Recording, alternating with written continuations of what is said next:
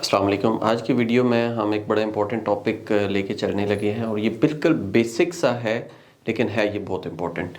ये आपका daily life में यूज़ होता है। It is present continuous and simple present. Simple present हमने कहाँ लगाना होता है, प्रेजेंट कंटिन्यूस कहाँ लगाना है। आप आइल्स में ऐसे लिख रहे हैं, आप पीटी में ऐसे लिख रहे हैं, usually you are suppose to write in simple present tense. आप कहीं पे पिक्चर डिस्क्रिप्शन कर रहे हैं, आप कोई प्रोसेस डायग्राम बना रहे हैं, तो you are using simple present tense. अच्छा, अब उर्दू में जैसे आपको बताया जाता है वो वाले पॉइंट्स तो मैं आपको यहाँ पे नहीं सिखाऊंगा। आई will be telling you English context. जैसे होता है ना, रहा है, रही है, रहे हैं, या फिर होता है ता है, ती है, ते हैं। अब ये तो हो गया उर्दू वाला जो आपको थोड़ा बहुत समझ में आता है। What are the context where we use simple present, present continuous in English, वो चीज़ें मैं आपको बताता हूँ। जैसा कि अगर आप यहाँ पे देखें तो आपके पास एक वर्ड नाउ आ रहा है, ये भी नाउ आ रहा है, और उसके अलावा ये एवरी मंथ आ रहा है, टुनाइट आ रहा है। तो इन जगहों पे हम क्या क्या लगाएंगे। यहाँ पे आपके पास यूजुअली आ रहा है। तो ये कुछ वर्ड्स, कुछ सेंटेंसेस आप लोगों के लिए लेकर आया हूँ ताकि आप ये ड्रिल्स करेंगे तो आपको आइडिया हो जाएगा।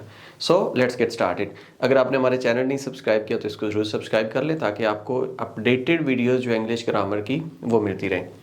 क्वेश्चन नंबर 1 है द चिल्ड्रन। अब ये बताइएगा चिल्ड्रन सिंगुलर है या प्लूरल है, because we are using simple present और प्रेजेंट कंटिन्यूअस। प्रेजेंट कंटिन्यूअस अगर होगा तो चिल्ड्रन आर हो जाएगा। सिंपल प्रेजेंट होगा तो आपके पास जो वर्ब है उसके साथ हम एस नहीं लगाएंगे। Children dash play outside now. अब because of now it is continuous. Now का मतलब यह है at the moment.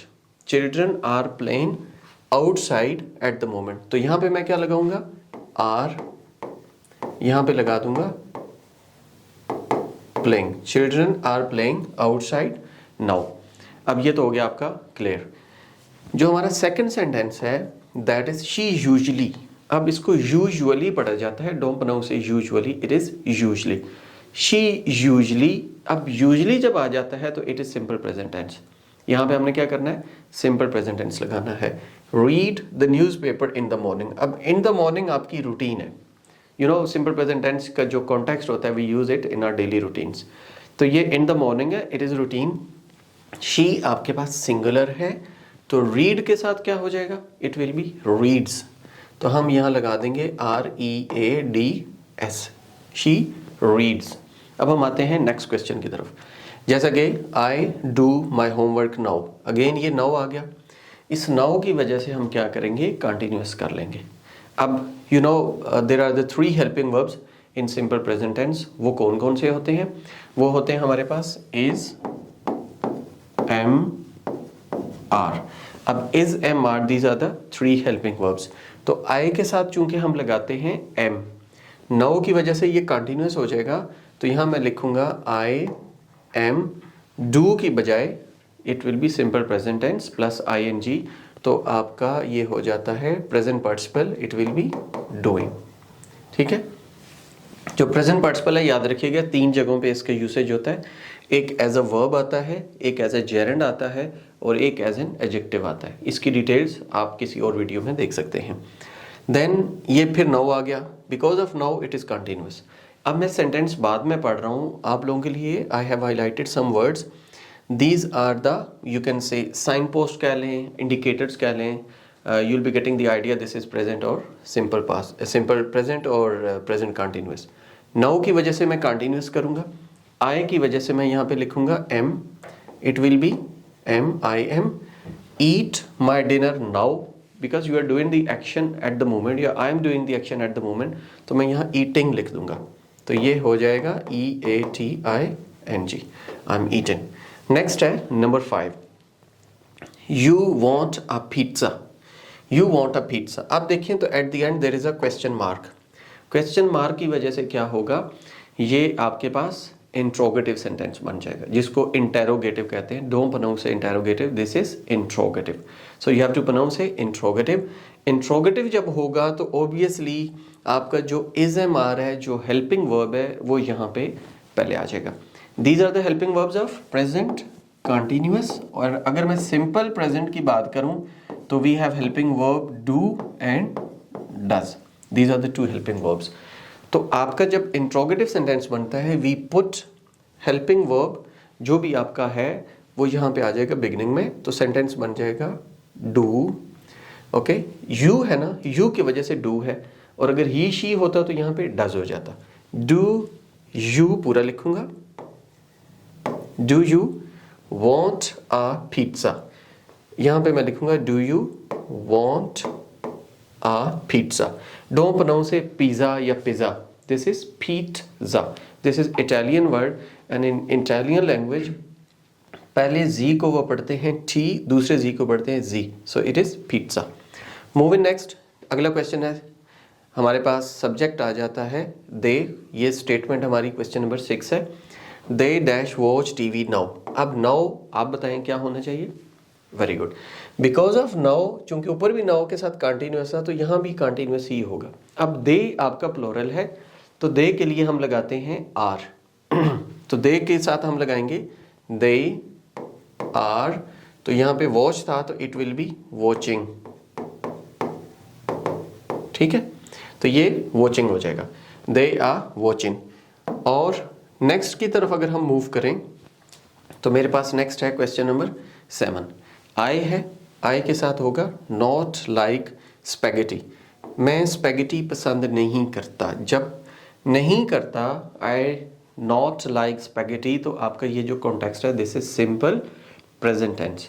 Simple present tense में नॉट की वजह से मैंने जब नेगेटिव बनाना है तो whenever we make negative we put after is am are, हम नॉट लगाते हैं, is not, am not, are not, continuous में do not and does not.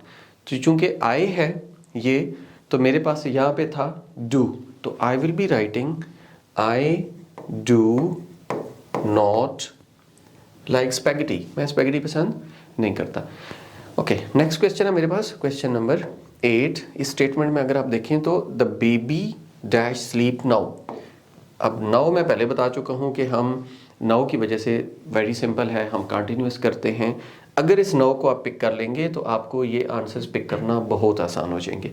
तो मैं यहाँ पे लगा दूंगा द बेबी स्लीप नाउ, तो मैं यहाँ लिख दूंगा इज स्लीपिंग नाउ। और अगर आपका ये कॉन्टेक्स्ट नहीं है तो द बेबी इज अस्लीप आप लिख देंगे। अस्लीप का मतलब है कि वो सोई हुई हालत के अंदर है। नेक्स्ट है मेरे पास number 9। My mother usually dash cook dinner in the evening. मेरी अम्मा जो है यूजली, अब because of usually this is simple present tense. जब सिंपल प्रेजेंट टेंस होगा तो हम क्या लगाएंगे?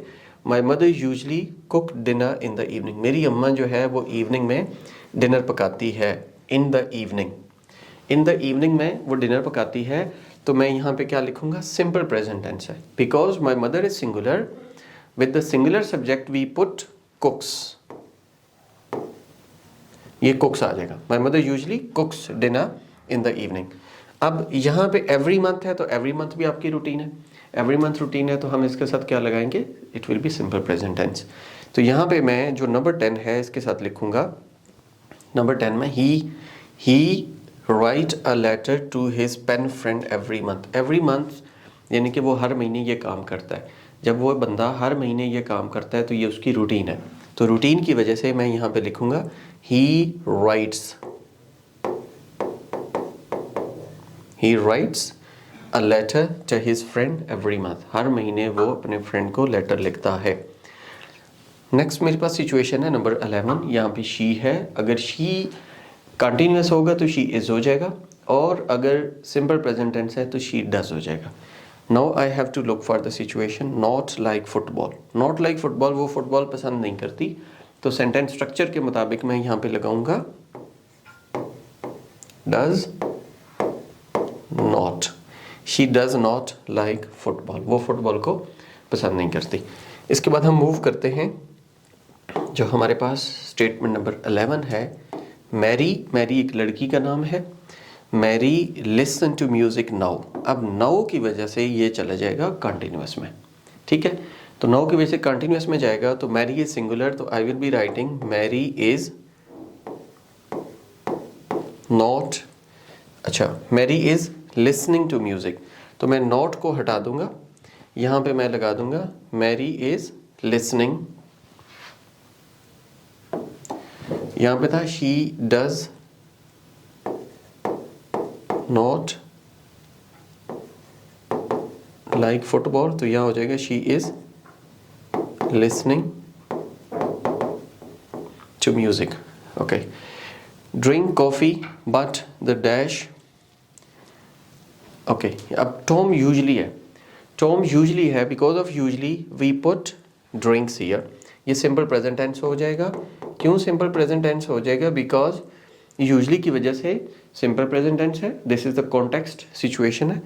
टॉम जो है आपके पास सिंगुलर है, टॉम सिंगुलर है, तो मैं यहाँ लिखूंगा drinks, drinks coffee but he dash. Okay, he के बाद जो है हमने यहाँ पे जो लिखना है वो हमने लिखना है यहाँ पे ये यहाँ से ड्रिंक टी नाउ। अब यहाँ पे वर्ड नाउ आ रहा है, तो इस नाउ की वजह से हम क्या करेंगे कि इसको कंटिन्यूअस कर देंगे। He is drinking tea now, he is drinking tea. अब आप कहेंगे ये टेकन टी क्यों नहीं है, आप इसको टेक टी कर देंगे सेंटेंस में, तो ये टेकन टी हो जाएगा। He is drinking tea now, eight the moment ये काम हो रहा है। अच्छा, अब हमारे पास है 13, 14, हम इसको थोड़ा सा ऊपर लेके चलते हैं और यहाँ से आपको ये सिचुएशन समझ आ जाएगी कि हमारे पास जो है मैरी हो गया था, टॉम यूजली हो गया है, देन वी हैव 14 है we go to the disco tonight. अब आज की रात हम जा रहे हैं, तो it is going to be we are going to the disco tonight. आज की रात में ये हम काम करने जा रहे हैं, हम डेली नहीं करते, एवरी नाइट होता तो ये प्रेजेंट सिंपल हो जाता, टुनाइट है तो ये अभी काम करने जा रहे हैं, तो we are, it is going to be continuous. Go to the work by bus every day, because of every day it is simple present tense, तो मैं यहाँ लिखूंगा ही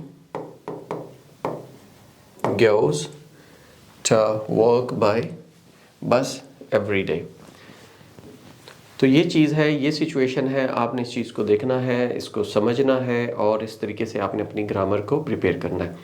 if you have any question you can comment in the comment section. अभी तक अगर आपने हमारे channel subscribe नहीं किया ज़रूर सब्सक्राइब कर लें, इसको लाइक करें, फेसबुक पे हमें फॉलो करें, शेयर करें अपने फ्रेंड्स के साथ ताकि वो भी इस इंग्लिश को सीख सके। हम कोशिश कर रहे हैं कि बहुत ही सिंपल तरीके से आप लोगों के लिए इंग्लिश के कॉन्टेक्स्ट लेकर आए, सिचुएशंस लेकर आए। Instead of just teaching the rules, हम फोकस करते हैं ग्रामर की सिचुएशन पे, कॉन्टेक्स्ट पे, वहाँ पे हम आपको सिखाते हैं। अपना बहुत ख्याल रखिएगा। Thank you so much, take care, अल्लाह हाफिज़।